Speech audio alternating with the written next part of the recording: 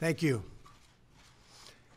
When I came into office, I promised to look at the world's challenges with open eyes and very fresh thinking. We cannot solve our problems by making the same failed assumptions and repeating the same failed strategies of the past. Old challenges demand new approaches. My announcement today marks the beginning of a new approach to conflict between Israel and the Palestinians. In 1995, Congress adopted the Jerusalem Embassy Act, urging the federal government to relocate the American embassy to Jerusalem and to recognize that that city, and so importantly, is Israel's capital. This act passed Congress by an overwhelming bipartisan majority and was reaffirmed by a unanimous vote of the Senate only 6 months ago. Yet for over 20 years, every previous American president has exercised the law's waiver, refusing to move the U.S. Embassy to Jerusalem or to recognize Jerusalem as Israel's capital city. Presidents issued these waivers under the belief that delaying the recognition of Jerusalem would advance the cause of peace. Some say they lacked courage, but they made their best judgments based on facts as they understood them at the time. Nevertheless, the record is in. After more than 2 decades of waivers, we are no closer to a lasting peace agreement between Israel and the Palestinians. It would be folly to assume that repeating the exact same formula would now produce a different or better result. Therefore, I have determined that it is time to officially recognize Jerusalem as the capital of Israel. While previous presidents have made this a major campaign promise, they failed to deliver. Today, I am delivering. I've judged this course of action to be in the best interests of the United States of America and the pursuit of peace between Israel and the Palestinians. This is a long overdue step to advance the peace process and to work towards a lasting agreement. Israel is a sovereign nation with the right, like every other sovereign nation, to determine its own capital. Acknowledging this is a fact is a necessary condition for achieving peace. It was 70 years ago that the United States, under President Truman, recognized the State of Israel. Ever since then, Israel has made its capital in the city of Jerusalem, the capital the Jewish people established in ancient times. Today, Jerusalem is the seat of the modern Israeli government. It is the home of the Israeli parliament, the Knesset, as well as the Israeli Supreme Court. It is the location of the official residence of the Prime Minister and the President. It is the headquarters of many government ministries. For decades, visiting American presidents, secretaries of state, and military leaders have met their Israeli counterparts in Jerusalem, as I did on my trip to Israel earlier this year.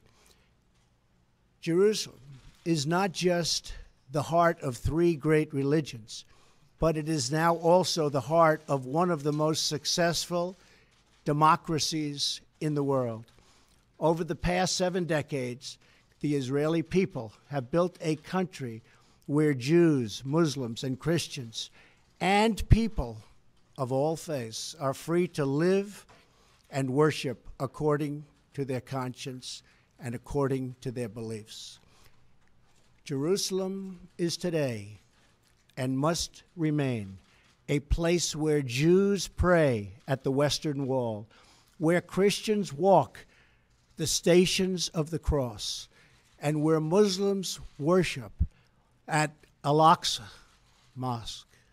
However, through all of these years, presidents representing the United States have declined to officially recognize Jerusalem as Israel's capital. In fact, we have declined to acknowledge any Israeli capital at all. But today we finally acknowledge the obvious, that Jerusalem is Israel's capital.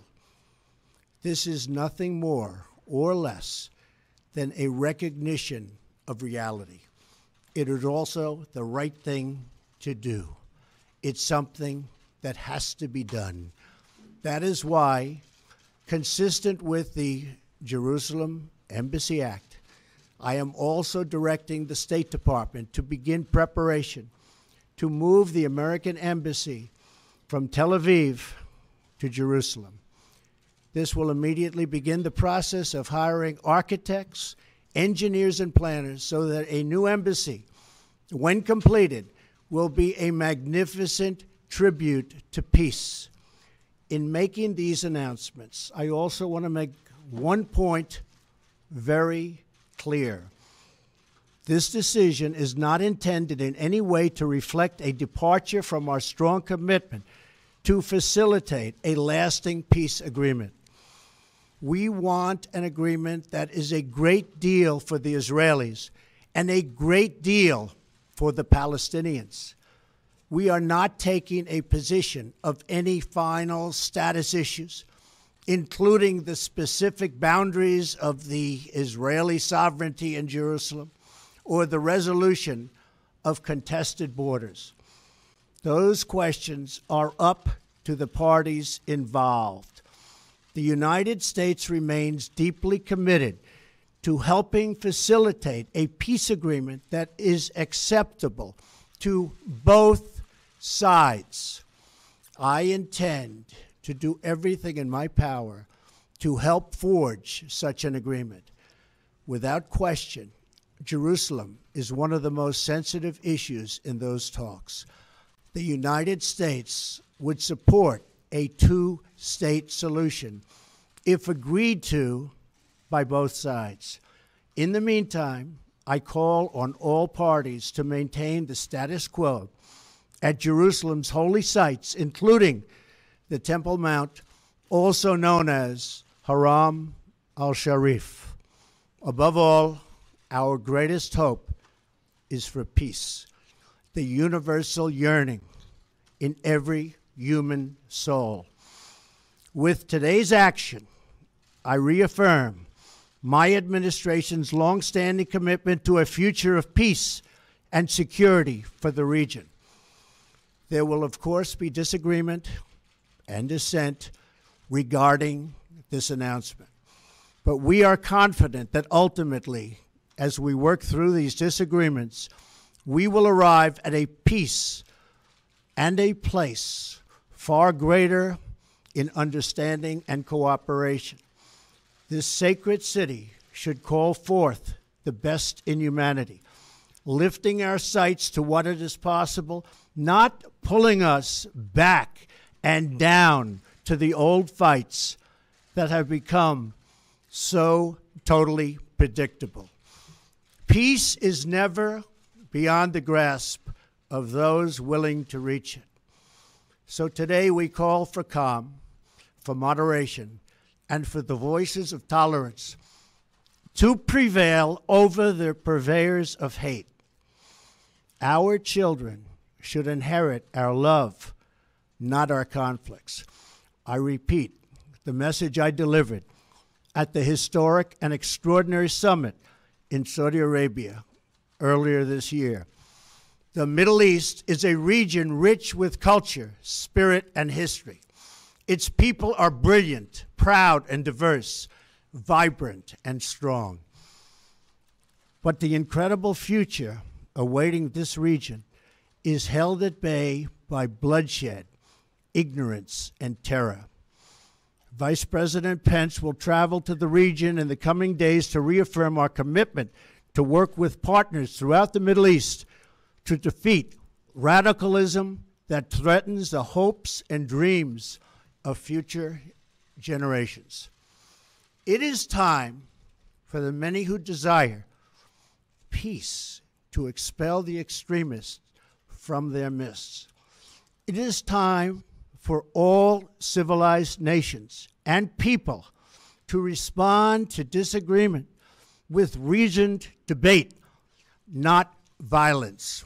And it is time for young and moderate voices all across the Middle East to claim for themselves a bright and beautiful future. So today, let us rededicate ourselves to a path of mutual understanding and respect. Let us rethink old assumptions and open our hearts and minds to possible and possibilities. And finally, I ask the leaders of the region, political and religious, Israeli and Palestinian, Jewish and Christian and Muslim, to join us in the noble quest for lasting peace. Thank you. God bless you. God bless Israel. God bless the Palestinians. And God bless the United States. Thank you very much. Thank you.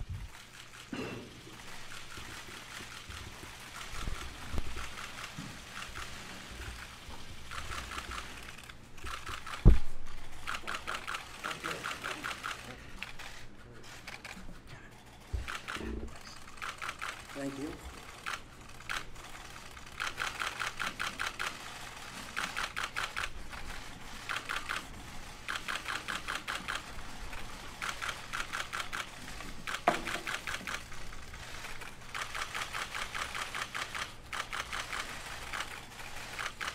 Thank you very much. Thank you.